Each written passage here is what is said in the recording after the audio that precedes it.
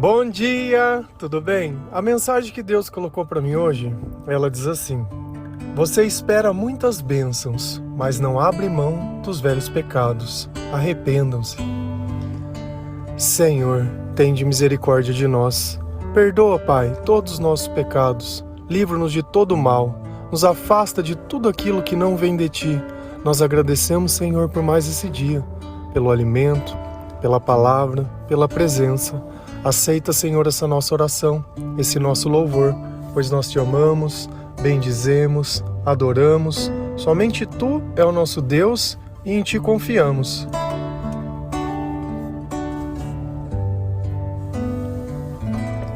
Quando nós começamos a acreditar em Deus, ou quando nós sabemos o nome de Jesus, quando nós fazemos uma oração, quando nós pedimos algo para Deus, sempre gera aquela expectativa que Deus ele possa fazer aquilo que a gente deseja ou aquilo que a gente acha que merece. Só que nem sempre a gente olha para a nossa vida, nem sempre a gente tenta entender a razão de que a bênção, de repente ela não chega. Por que às vezes as coisas na minha vida elas continuam sempre as mesmas? Talvez porque os velhos hábitos impedem que os bons costumes apareçam. Talvez é aquele ciclo de amizade seu que nunca te leva para um bom lugar. É aquele lugar onde você se nivela pelas pessoas que estão mais embaixo. Quando você se compara e diz, mas perto do que os outros fazem eu não faço nada. Ao invés de se comparar com o melhor que você poderia ser, você se compara com o pior que as pessoas são. E isso não quer dizer que essas pessoas elas tenham que ser jogadas no inferno e queimadas, que você tenha que tratar elas com ódio, que não é esse o ponto. Existe um mundo diferente para todas as pessoas, mas esse mundo a gente só consegue chegar através de Jesus. Sem Ele, os nossos passos não conseguem enxergar. Nós simplesmente andamos no meio da escuridão perdidos. Tenta caminhar dentro, ainda que seja da sua casa, quando tudo está apagado. Fatalmente você vai chutar alguma quina, vai bater em alguma porta ou alguma coisa vai acontecer. Mas a luz, ela permite a gente caminhar até onde a gente não conhece. Às vezes você se sente inseguro. Eu também me sentiria se eu tivesse que caminhar no escuro por um lugar onde eu não conheço, tentando confiar apenas na voz das pessoas, porque eu nunca vi o rosto delas. E às vezes a gente descobre alguma coisa e pensa, nossa, a máscara caiu. Nem a máscara a gente conseguia ver. A gente não consegue ver nada. Na escuridão, os nossos olhos, eles não servem para nada, por mais que nós os tenhamos. Então, se nós dependemos de algo para que outra coisa possa funcionar como os nossos olhos, quanto mais a nossa vida depende da presença de Deus para que aquilo que a gente determina como bênção, ou aquela vida onde não precisa existir a dor, aquela vida onde eu entenda o valor das coisas que eu tenho, aquela vida onde eu possa sentir o amor. Mas não aquele amor que depende de encontrar alguém, não aquele amor que eu tenho uma dependência emocional de reconhecimento das outras pessoas, não aquele amor que joga na minha cara todos os dias as coisas que eu errei lá do passado, de 5 a 10 anos atrás. Se alguém insiste em reviver uma briga que já deveria ter sido perdoada, alguma coisa tem de errado com essa pessoa, porque quando Deus ele nos perdoa, Ele esquece. A gente olha a história do rei Davi, por mais erros que ele cometeu, lá na frente, depois de alguns reis que vieram após ele, Deus continua dizendo, olha, Davi era um homem segundo o meu coração. Sabe por quê? Porque Davi pediu perdão pelos erros que ele cometeu. E no futuro, Deus não disse, olha, Davi era o homem segundo o meu coração, mas ele fez isso, mas não. O Senhor olhou a vida dele depois. Todos nós erramos. Todas as vezes que nós vivemos longe de Deus, nós erramos. Todas as vezes que nós colocamos a nossa esperança em coisas que não são Deus, nós erramos. Só que nós temos que nos arrepender. E o que é o arrependimento? É o reconhecimento. Eu tenho que reconhecer que eu tentei e eu fiz as coisas da forma errada, que eu me vendi por trocados. O pecado é justamente isso, é algo que parece bom a princípio, mas depois a gente nota. É como se você estivesse emprestando dinheiro de um agiota. Você sabe que se você não conseguir pagar, você vai perder muito mais do que você já estava devendo. E é justamente assim, o pecado ao primeiro instante, ele parece que ele vai resolver algum tipo de problema. Quantas camas você já não se deitou? Quantos copos você já não bebeu? Quantas vezes você já não ceifou todo o teu dinheiro com vícios, com jogos, comprando coisas que não precisava? Quantas vezes você já não mentiu ou enganou outras pessoas, tentando parecer uma pessoa melhor? Quantas vezes você já não disse, eu juro por Deus, eu juro por Deus? E às vezes você olha a sua vida e não sabe por que Deus não quer ter um relacionamento com você. Porque o mínimo que Ele espera de você é que você faça para os outros aquilo que você espera que os outros façam para você. Se a gente vai lá em 2 Crônicas 7, versículo 14, a palavra do Senhor ela diz assim: se o meu povo, que se chama pelo meu nome, se humilhar e orar, e buscar a minha face, e se afastar dos seus maus caminhos, dos céus o ouvirei, perdoarei o seu pecado e curarei a sua terra. Olha como Deus ele dá um conjunto de instruções para que Ele possa promover a cura, para que Ele possa promover a bênção. Existe um passo a passo. Qual é esse passo a passo? Primeiro, se o meu povo, qualquer um que pedir para Deus, Ele vai atender? Não. Ah, mas como eu torno povo de Deus? Vou fazer a pergunta: você aceita Jesus como seu único Salvador? Sim, já faz parte do povo de Deus. Se você colocou a sua fé em Jesus Cristo, você já faz parte do povo de Deus. Que se chama pelo meu nome. Qual é o nome que está acima de todo nome? Qual é o nome que nós devemos louvar, o nome que nós devemos agradecer, o nome que os demônios tremem, que eles são expulsos? Qual é o nome que nos momentos de dificuldade nós clamamos? O nome do Senhor.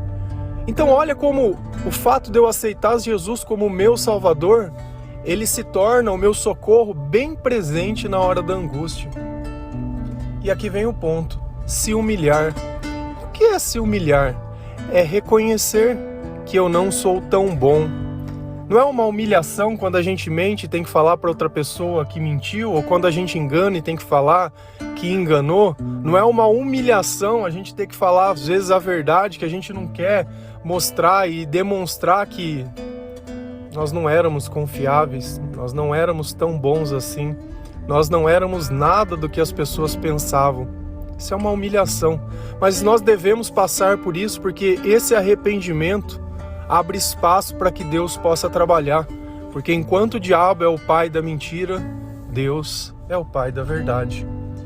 Depois que eu me humilho, o que eu faço? Eu oro. Orar, conversar com Deus.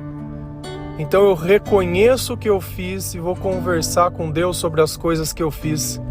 Você sabe o que Ele está querendo ver? Até que ponto você entende o mal que você praticou e até que ponto você coloca a culpa em si mesmo e não no outro. Ou vai ser como vai ser como Adão, que comeu o fruto proibido e quis colocar a culpa na mulher. Ah, mas foi a mulher que você me deu que fez eu comer. A culpa é nossa. Ele comeu porque ele quis.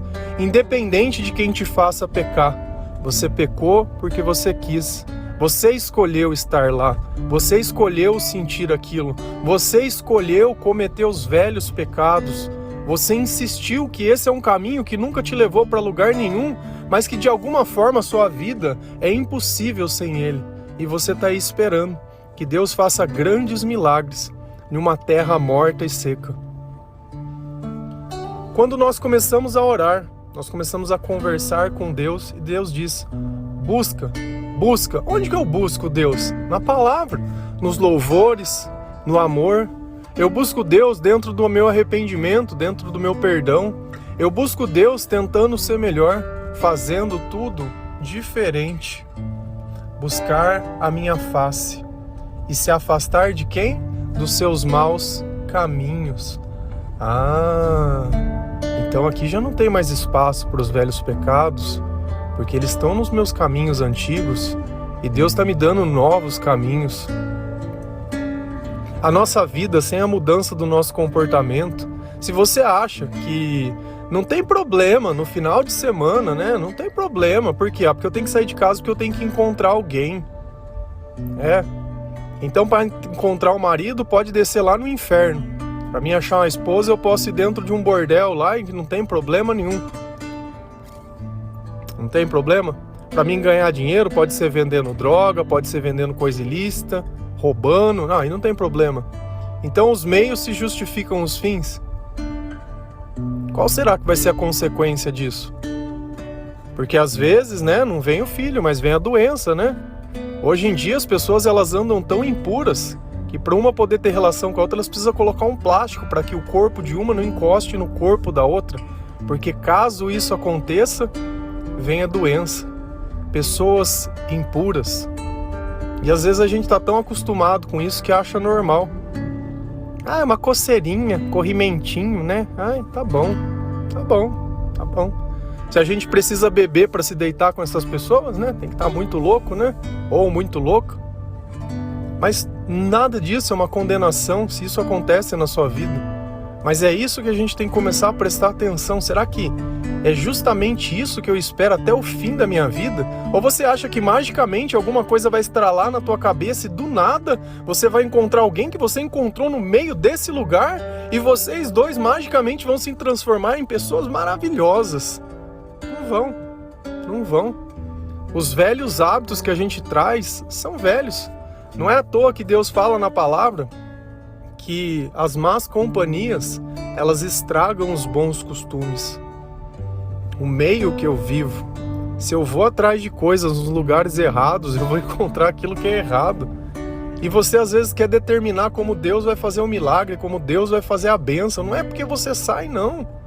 Porque às vezes você está procurando um lugar que ainda que se você encontrar não vai ser o lugar certo. Não adianta.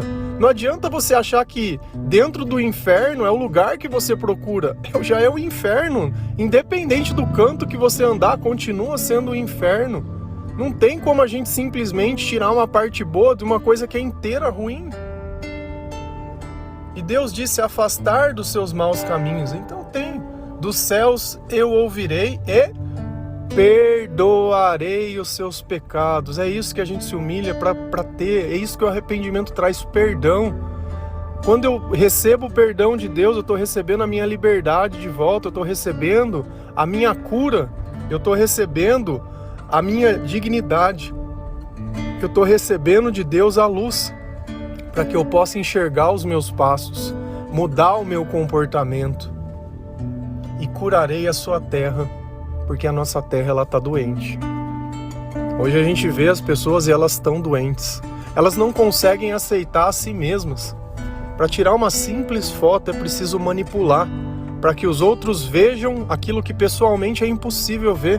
Que a sua pele é tão perfeita quanto você tenta, ou que os teus olhos são isso. Cara, se alguém tiver que te amar, não vai ser pela tua aparência, porque você não se parece com as tuas fotos. E eu também não tô falando isso pra você, nossa, cara, tudo que eu falo aqui não é pra condenar ninguém. Quem sou eu pra condenar? Mas para que vocês possam pensar se realmente esse é o caminho, se realmente tem funcionado essas coisas na sua vida, se realmente essa ansiedade tem valido a pena, se essa tristeza, se esse desespero, se essas lágrimas dentro do chuveiro.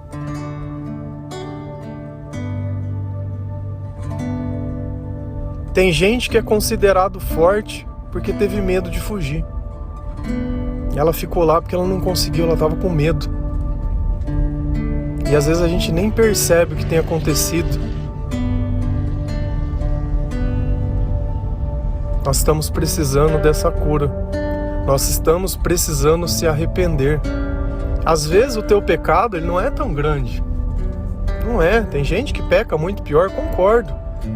Mas se eu continuo olhando achando que a mentira ela não tem problema, que os meus comentários maliciosos sobre as pessoas não tem problema, se aquela forma de inveja e ciúme não tem problema, sabe? Eu tenho que parar com isso de querer nivelar a minha vida com o pior, sendo que existe um melhor me aguardando e muitas vezes eu simplesmente abro mão disso, como se aquilo não fosse para mim, mas aquilo já é meu. Aquela bênção é sua e o tempo que demora, nós já pregamos esses dias sobre isso, que Deus ele é paciente, que Deus ele está esperando você. Só que você está aí, achando que vai jogar fora a tua juventude. Você já está jogando fora faz tempo. Cada dia que você passa longe do Senhor é um dia que você jogou fora. Porque você é dependente. É dependente, você não consegue ficar parado em paz, os teus pensamentos eles ficam se perturbando. E o tempo inteiro aquilo te perturba até que você vê, você já fez. Você acha que é normal isso? Você acha que é simplesmente uma questão de escolha quando você não consegue fazer as coisas mais simples? E aí fica querendo que Deus faça as mais difíceis quando você não faz o mínimo para Ele. O mínimo. Você acha que Deus ele vai se alegrar mais com uma pessoa justa que já é convertida ou com alguém que se arrependeu e se virou para Ele? Com aquele que, quando eu perguntei, você aceita Jesus como seu Salvador? Ele disse sim. O céu, ele está esperando você, ele não está esperando o justo. Ele está esperando você mesmo. Você, com essa vida toda torta, toda destruída, tudo um pecado, tudo, é você. Deus te quer, você. Você, não adianta olhar para trás, é você. É você. Lucas 15, versículo 7. Eu digo que, da mesma forma, haverá mais alegria no céu por um pecador que se arrependa do que por 99 justos que não precisam se arrepender. A felicidade de Deus é o nosso arrependimento. O céu está querendo fazer essa festa. E é por sua razão. Será que é tão difícil assim se arrepender? E às vezes a gente acha que é o irmãozinho da igreja que já está ali convertido que vai ser a alegria do céu. Não, é nós mesmos. É os pecadores. São as pessoas de vida torta. São aqueles que, quando os outros vêm, falam, poxa, Jesus deu um jeito mesmo, hein? E às vezes a gente acha que vai conhecer uma pessoa torta e nós vamos endireitar essa pessoa. E essa pessoa, ela vai me amar pra sempre porque eu dei um jeito na vida dela. Ah, quando eu conheci ele era um noinha. Nossa, olha agora que beleza, ó. Até onde vai a nossa arrogância? Pra que isso? Pra quê? Pra que eu tenho que me sentir que eu fui lá e sei lá o que, não sei na onde? Pra que eu tenho que tentar tomar o lugar de Deus? Qual é o problema de Jesus ter feito a obra?